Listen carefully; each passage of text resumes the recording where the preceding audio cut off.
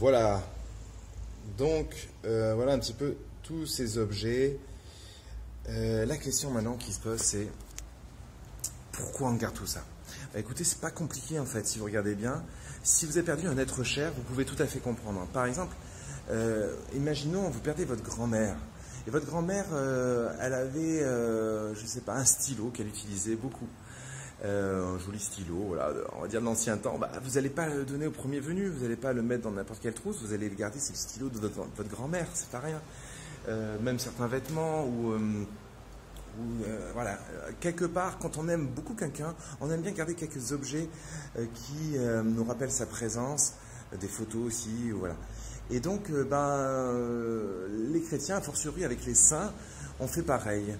Et vous savez pourquoi ils ont fait ça aussi? C'est parce qu'ils avaient bien remarqué, et depuis longtemps on a remarqué que lorsqu'on garde des reliques, donc des reliques, c'est reliquat, c'est-à-dire des restes, ça veut dire reste en fait, d'un saint, que ce soit des bouts de vêtements dont il s'est servi, soit même des cheveux, ou aussi choquant que ça puisse paraître, des os, de la poussière.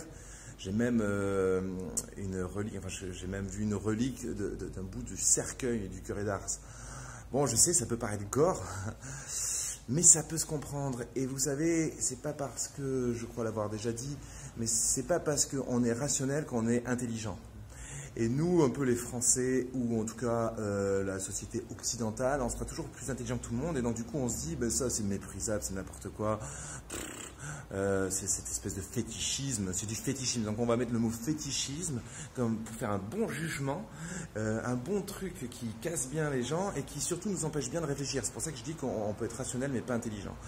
Moi, ce que je pense plutôt, vous savez, j'ai beaucoup évolué là-dessus parce qu'avant j'étais un peu comme ça. Et puis un jour, j'ai réalisé, notamment en m'approchant d'une relique de Don Bosco, que j'ai vécu un truc très fort dans mon cœur. Bam! Comme si la matérialité de quelque chose qui avait touché ce saint, ça venait résonner en moi au plus profond. Et je me suis dit, mais Benjamin, voilà, en fait, tu n'avais rien compris. Et vous savez autre chose, c'est que par exemple, ça peut aller loin, hein, je connais l'histoire d'une dame qui a pris un mouchoir et a touché la relique de Don Bosco, même pas la relique directement, la vitre dans laquelle était cette relique. Elle l'a mis sous l'oreiller de son enfant qui était sur le point de mourir, vraiment dans un état sans espoir. Elle l'a mis sous l'oreiller pendant la nuit de cet enfant. Le lendemain, l'enfant était guéri.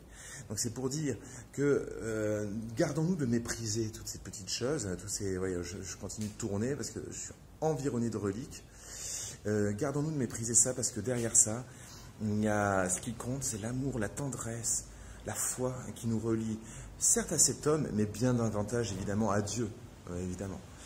Et donc ces reliques, elles ont vraiment une valeur. Et je vais même vous dire, je connais pas mal le domaine de l'exorcisme, par expérience et par aussi instruction. Eh bien, vous savez que dans un exorcisme, lorsque l'exorciste fait son job avec quelqu'un qui a vraiment des gros soucis, voilà, et pas que psychologique, hein. Bon, ça je ferai un mot une fois là-dessus. Quand il y a des reliques d'un saint, alors que ce soit Sainte Thérèse de l'Enfant Jésus, Padre Pio, Don Bosco, alors c'est ingérable pour la personne, quoi.